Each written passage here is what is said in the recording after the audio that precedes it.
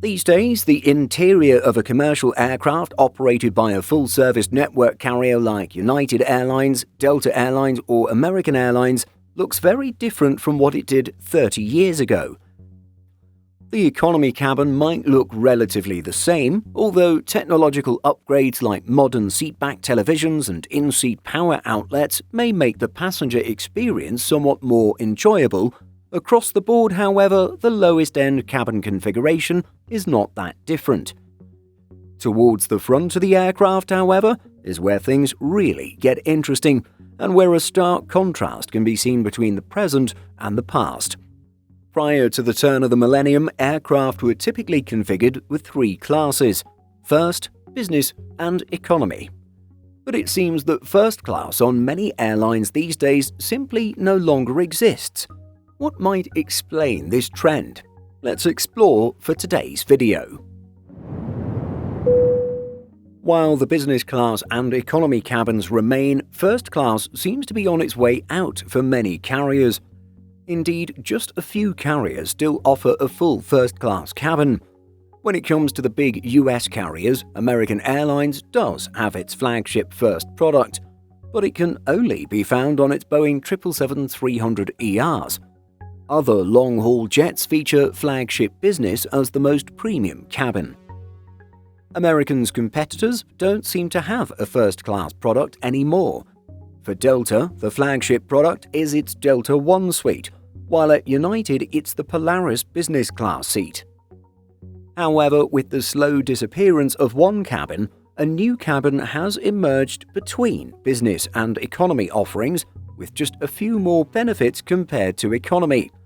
Most will know this in-between level as premium economy. In first-class cabins, passengers have for decades been able to access fully lie-flat seats, those which fully recline to allow one to sleep comfortably almost as if they were resting on a bed on the ground.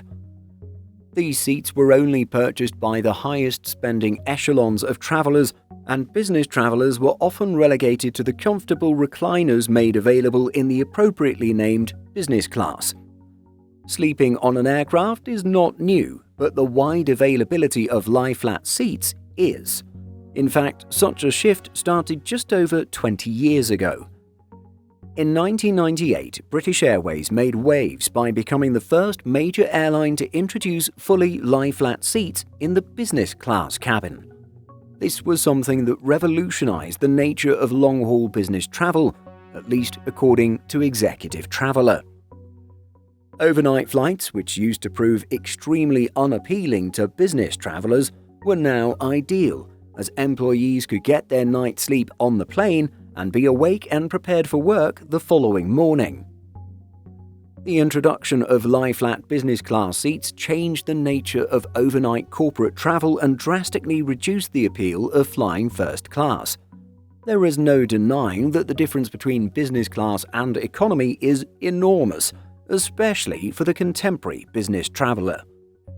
In economy class, one is trapped in a cramped seat and often will not be able to sleep comfortably if one can shut their eyes for any meaningful stretch of time.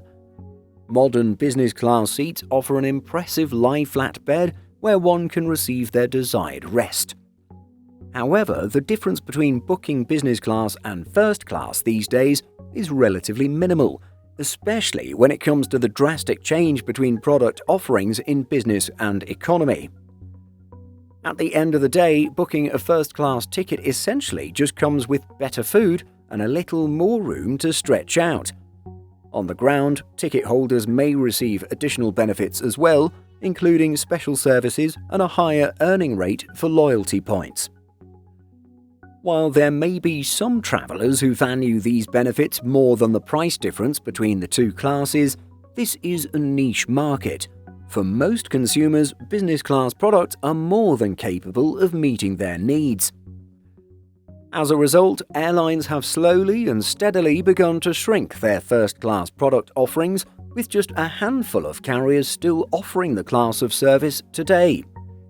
Even for carriers like American Airlines, which operates a first-class cabin, the product is only available on select routes and has only been installed on a handful of aircraft. As the Sydney Morning Herald notes, in many cases business class seats simply make more money for carriers despite the fact that they offer lower fares and provide a lower standard of service. For this reason, many airlines have progressively restricted their first-class offerings in favour of long-haul business class seats. With the elimination of first-class cabins, there remains a void within the lineup of traditional commercial airlines' in-flight products that are not served. There are relatively small numbers of passengers in search of an upgrade, but not an upgrade that is as costly or as extensive as moving from economy all the way up to business class. Especially in the case of long-haul flights, the value of having a little more room to stretch out and some better service cannot be understated, even if it's not with a fully lie-flat seat. As a result, airlines across the globe have consistently begun to offer premium economy cabins, which have become quite popular with passengers. The routes to see a premium economy type offering were first introduced for ultra-long-haul trans-Pacific flights, which saw decent levels of premium demand. As a result, it's not too surprising that the first carrier to introduce a premium economy cabin to service was legacy carrier EVA Air. According to Aerotime Hub, the Taiwanese airline first rolled the product out to its Boeing 747-400 fleet in 1991, where it offered a 222 configuration which provided more generous legroom and comfort than the 343 setup in economy. The success of this intermediate class of service soon began to capture the attention of carriers across the globe, with Virgin Atlantic introducing the product just a few years later in 1994. Today, premium economy is extremely widespread, with most major airlines offering the class of service on the majority of their long-haul flights. Recent entrants include Dutch carrier KLM and Dubai-based Emirates. Today, the role of the business class cabin has been largely transformed, serving both business travellers and those high spenders at the top of the market. Some carriers still see enough premium demand to support a fully separate first-class cabin, but time and time again, airlines simply choose to operate larger business class cabins. In the Middle East, we can see a divergence of approaches, at least for now. Emirates has joined the premium economy bandwagon and now has 4 classes on some of its Airbus A380s.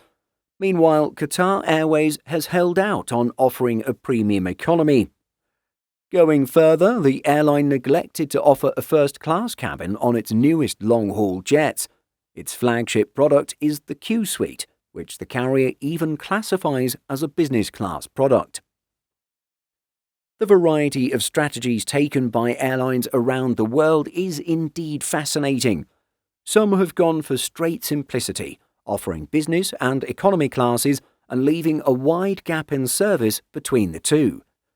At the other end of the spectrum, there are airlines offering the full range of 4 classes: first, business, premium economy, and economy. And then there are the carriers in between, eliminating their first class but introducing a premium economy cabin instead. What about you? Do you think there is an ideal type of cabin configuration that would work best for all airlines? Or do you think it should vary with each airline and region and depend on the types of customers being served? Share your thoughts by leaving a comment. Simple Flying publishes over 150 articles every week. If you're looking for the latest aviation news and insights, visit simpleflying.com.